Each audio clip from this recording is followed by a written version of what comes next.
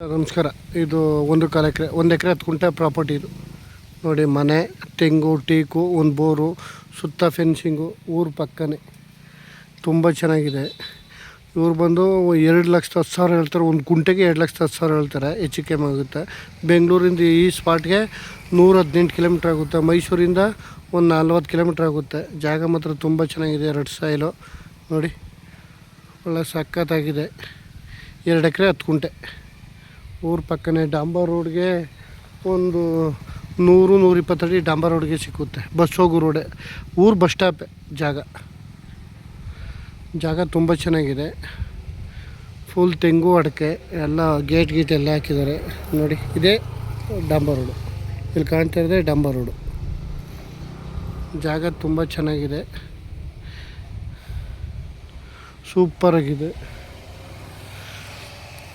1 ಎಕರೆ 10 ಗುಂಟೆ.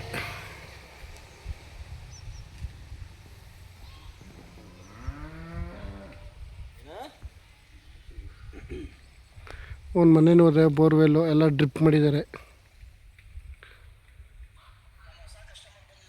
ಡಾಂಬರ್ ರೋಡ್ಗೆ ಟಚ್ ಇದೆ. ಊರು ಬಸ್ ಸ್ಟಾಪೇ ಈ ಜಾಗ.